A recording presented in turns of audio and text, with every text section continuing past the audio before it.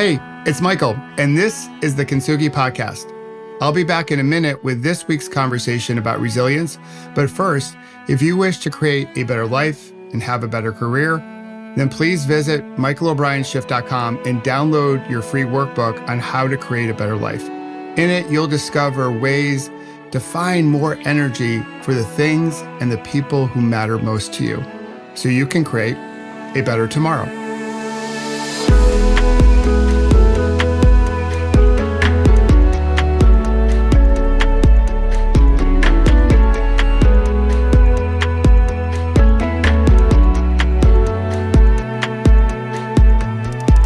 Hey, it's Michael, and welcome back or welcome to the Kintsugi Podcast. It's time for another conversation about resilience, and this one is a doozy. It hits my heart, it hits our country's heart, and that statement, I need you to get to the cardiologist, was something I heard from my primary care physician at around 3 p.m. on New Year's Eve, as we were getting ready to celebrate the new year, to flip into 2021. Like yourself, I was eager to start the new year. Yes, I know, no mud, no lotus, that through 2020, as we've chatted about on the Kintsugi Podcast, is going to be a year of growth for us as we look back.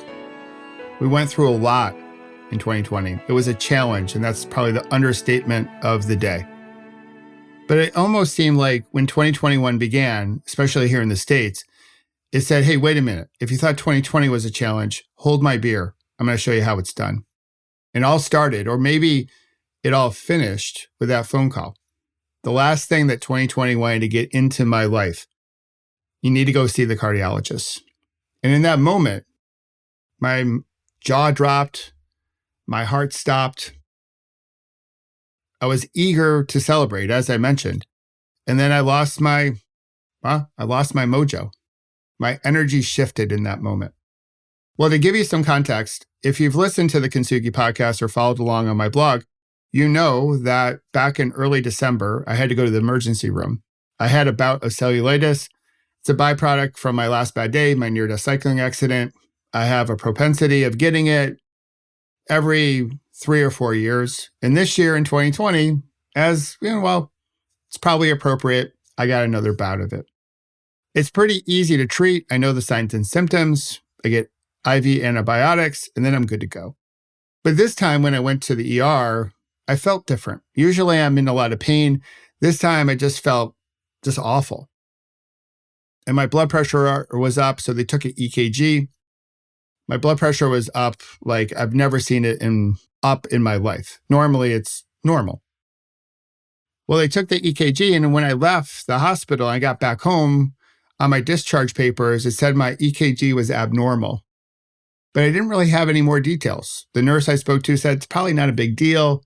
Probably just some hiccup in the reading. But that sentence, your EKG is abnormal, well, it stood out like a sore thumb.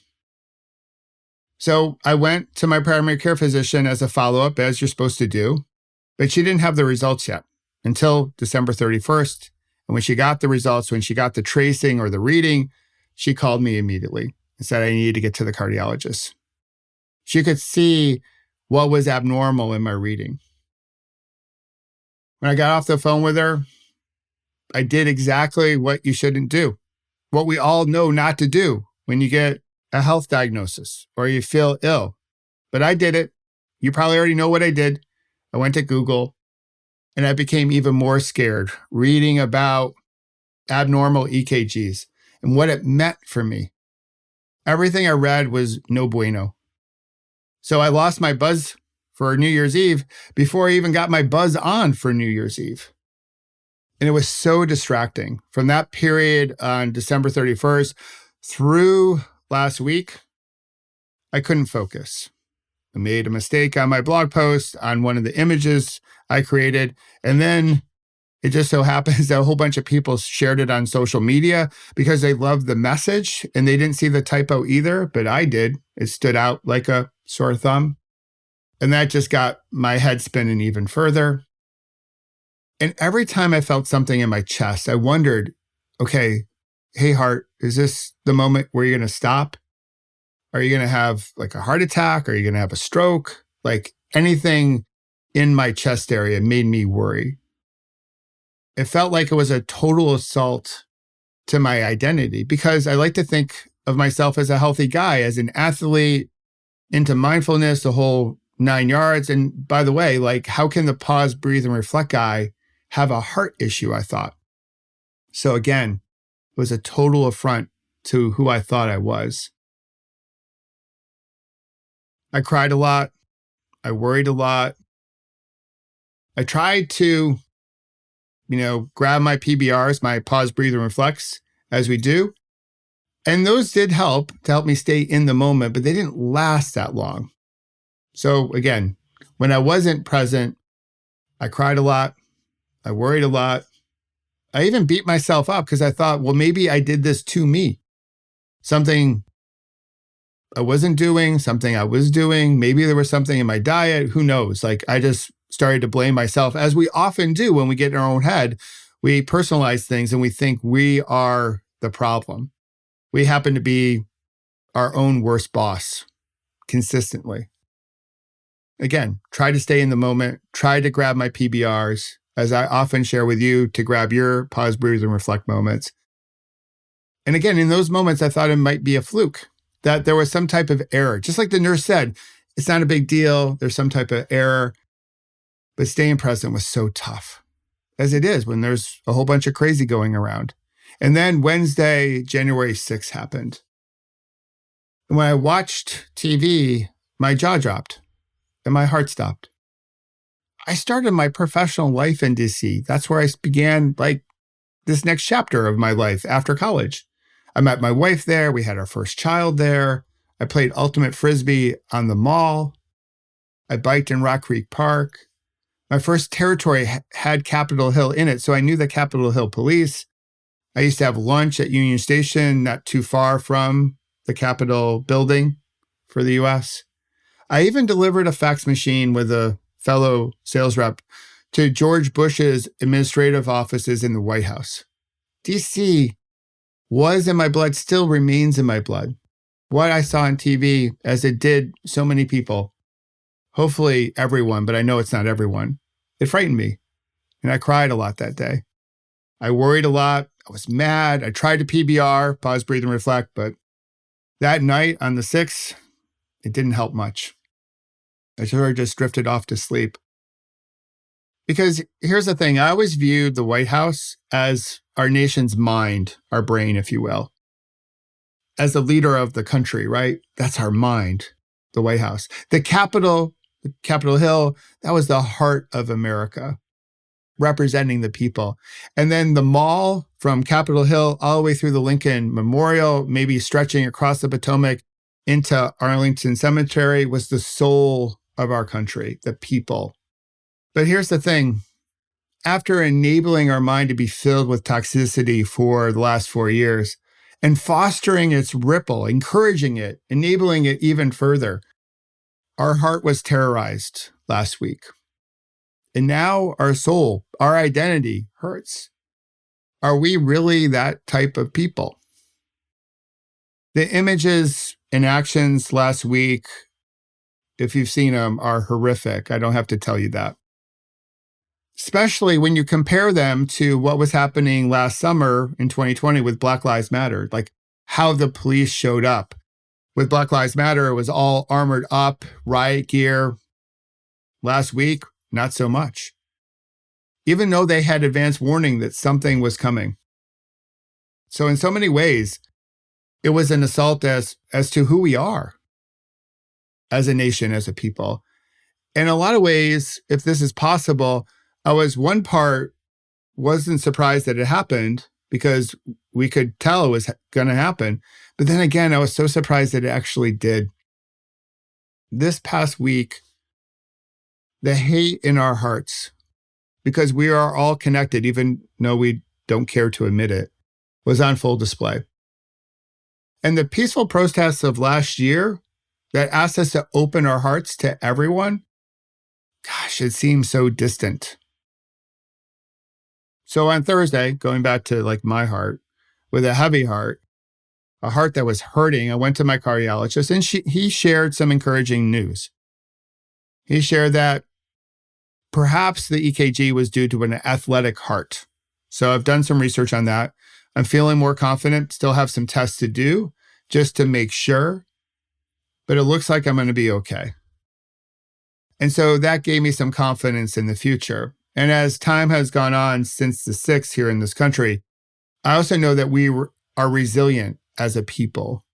We're resilient as a country. So today, my mind is at ease, more at ease, and my heart feels strong. But last week and what I went through was a challenging moment of awareness. And in those PBR moments that I had, that we need to have as a country, I kept coming back to this question. And this is a hard one to share, especially since I'm a coach and I help people get to a higher level.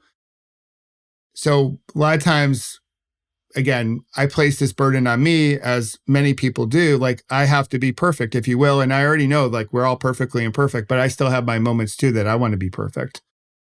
I am, after all, human, just like you are. The question I keep coming back to is, am I treating my mind, heart, and soul as good as I can? And the answer that I've come to over the last week is no.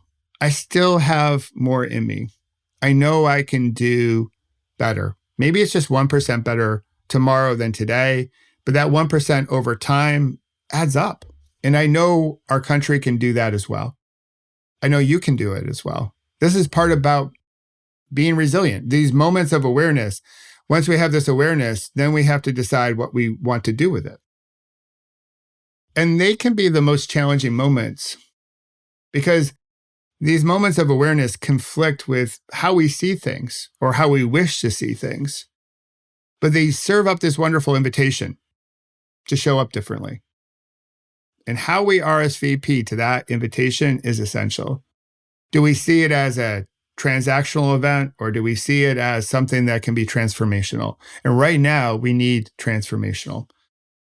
Transactional events happen all the time. Those moments happen every day, multiple times a day, and they don't change anything. But transformational ones do. But they require awareness, which we've already spoken about, acceptance, hey, it's like this, action, accountability, and adjustment. They start by feeding our brains, our mind, with more love than hate. Because ultimately, where we go as a country, where we go as individuals, where we go as businesses, it all sort of comes down to how we see the world and how we see ourselves and the conversation that we have with ourselves. This past week for me, for you, for all of us, for the world, was a moment. And even though it was really hard to start the year this way, I'm optimistic that it can be a clarifying moment to help us become what we want to be. It can motivate us to create a better tomorrow, maybe 1% better every day for all of us. But it starts here. If we want to be resilient, we have to change the conversation that we're having with ourselves, with each other. It starts with feeding our mind with love, the love that it deserves. So if this past week, wherever you may be listening, felt heavy, I am so with you because it was a heavy week for me as well. Try to take a moment to pause, breathe, and reflect. Reach out to a friend. You can reach out to me and try to see this moment as an opportunity to be 1% better tomorrow. And that's how we get up after we've been knocked down. That's the first step in becoming more resilient. And I hope you'll share this episode with those in your Peloton that had also a heavy week. I always appreciate you listening, subscribing, and rating the Kintsugi Podcast. We're going to get through this. 2021 started off rough, but I'm confident that together we can make it a better year. And I hope you're with me on that. So until next week, in our next conversation about resilience, take a moment to pause, breathe, and reflect. Of course, have fun storming the castle. And we'll talk to you then. Take care. Bye-bye.